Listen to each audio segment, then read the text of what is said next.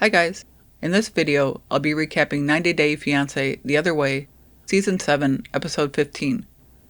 If you enjoy recaps of reality shows like 90 Day Fiancé and Love is Blind, please like, comment, and subscribe. We'll start with Manon and Anthony. The episode starts with Manon explaining to her friend that her relationship with her son Ben has improved since moving to France. In her interview, she says her relationship with Anthony has also been improving, but the biggest development is she's been able to partner with her friend Dorian on her beauty brand. She and Dorian meet with some people from an agency that will be helping to launch their business. She tells them all her products will contain goat milk, and they plan to call the brand Biquette Beauty. And TLC explains in a caption that Biquette means a young female goat. After the meeting, she tells Dorian this is the chance of a lifetime. Dorian says yes, but she needs to talk to Anthony. She explains in her confessional that Anthony thinks she's been at Dorian's office the past few weeks working on paperwork for a house, but she's also been building her business with Dorian and kept that from him. She asked him to pick her up at Dorian's office and plans to tell him now. When he gets there, Manon says she wanted to have her own skincare brand. She says she and Dorian will be partners, and she was working on the paperwork for the house, but they've also started work on their brand. She says they need to invest money and will need $5,000 to $10,000 to get started. She can find a temporary gig to bring in money, and says she'll try not to touch the money for the house. He says he's okay staying home with Ben, but asks if she's okay staying away from Ben all the time again, and if this is too much too fast. She says she and Dorian will be sharing the load, and will ensure there are boundaries. Anthony asks Dorian if there was balance with her family when she started her business, and Manon looks annoyed. Dorian says in the beginning she had to put a lot of time into her business.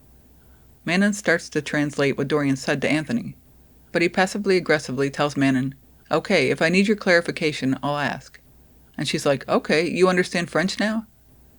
Dorian continues that for the first year and a half, she was working a lot and missed family moments, and Anthony says that sounds like a lot.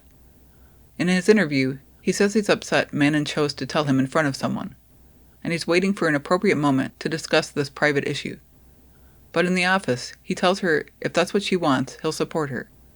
As they drive home, she says it feels like a weight has been lifted, but he says he's not without concerns. She points out that with Dorian, he said it was okay. He says he is supportive, but it's a lot at once, and asks her to look at how things were in the US. He says he'll still be with Ben 24/7, and she'll get more involved in work. In her confessional, she says she's worried about her relationship with Anthony. She remembers what his sister said about how their problems will follow them, and admits that their problems did follow them, and a new one arose. In his interview, Anthony says he doesn't want to be the bad guy, but they moved to France to save their marriage. He's worried she's taking on too much, and it will have a real impact on their relationship.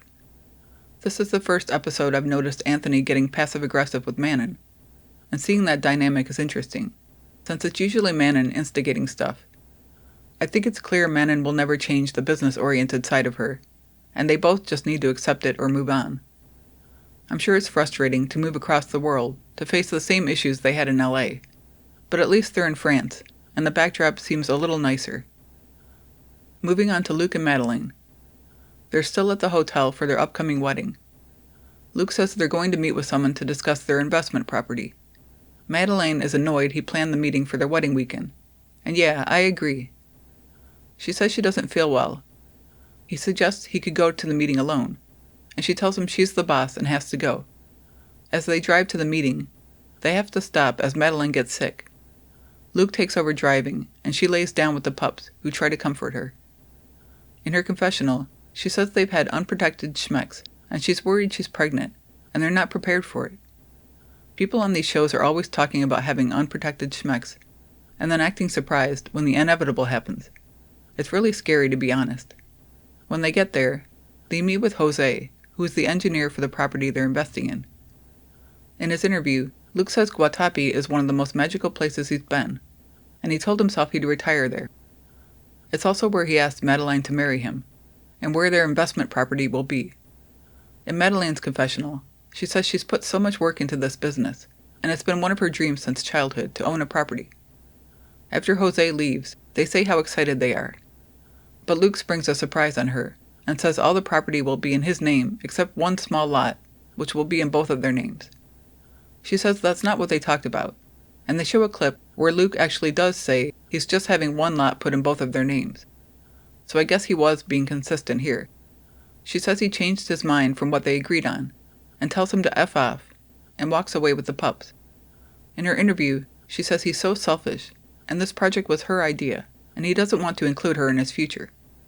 In his confessional, he says arriving at the wedding hotel in a fight was the last thing he expected.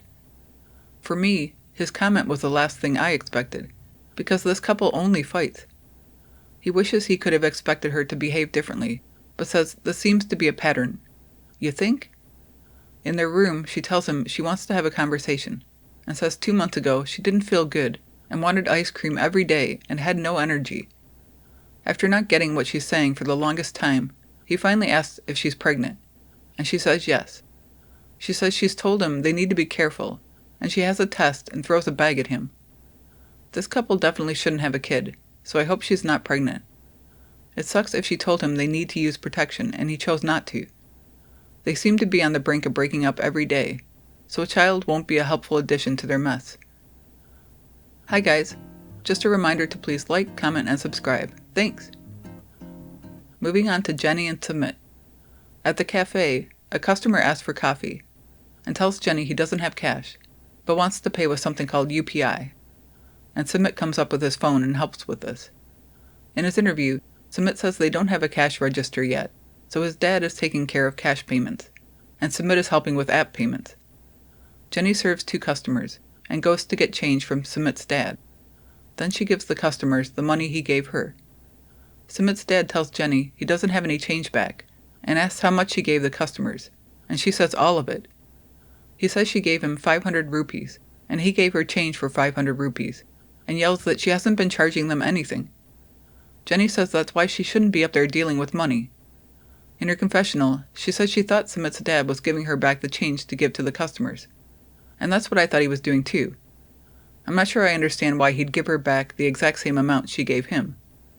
But either way, Jenny's been living there for years, so she should know how the currency works by now, and it's basic math.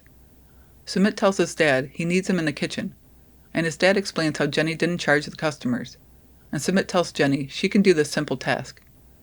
But she yells that she doesn't understand change. I'm not sure I buy this storyline. Jenny's lived in India for years. I mean, didn't she start seeing Sumit in like 2010? And of course she uses their currency. Just going to the store or buying something at the market, which we've seen her do, would require getting change and basic math skills, so I don't believe this is real, unless she's losing her faculties or something. Now we're with Greta and Matthew. Greta says after she ended their engagement, Matthew dropped her off at a hotel, and it's hitting her that she's alone. She says it's painful to think how much she hurt Matthew when she told him she doesn't love him anymore. In her room, she says Matthew was always there for her, and willing to support and encourage her, and in a way, she's in shock that she let that go. She says she left a really good guy, and misses him, and it's starting to freak her out. They cut to Matthew's confessional, where he says Greta ended their relationship without warning, and says when he told his parents, they were as blindsided as he was. He goes to see his dad, who expresses shock that it's only been a few days since she arrived. Matthew says he wants to send her a message asking if she's okay, but he wants to respect her space. He says he feels like her expectation of love is to have a thrilling sensation every time you see someone. In the dad's interview, he says he's disappointed in Greta and upset with how she made this quick decision. He says Matthew's lonely when Greta's not with him, and he wants to help them. His dad asks if there's anything he can do. Matthew says Greta's always respected his dad's opinion, and he's one of the few people she listens to, and suggests his dad have a talk with her. His dad says he's happy to do that if Greta would be open to it, and says Matthew deserves clarity. But he adds that Matthew should be aware that if he gets answers, they might not be what he wants to hear. To me, it's concerning that Greta is already second-guessing the breakup, although that could be completely normal. Maybe she makes hasty decisions.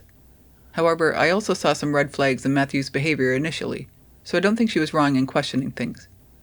Maybe she's second-guessing leaving a life in that idyllic English town. Or at least that would be me. Anyway, that's it for this video. Please let me know your thoughts in the comments, and thanks for watching.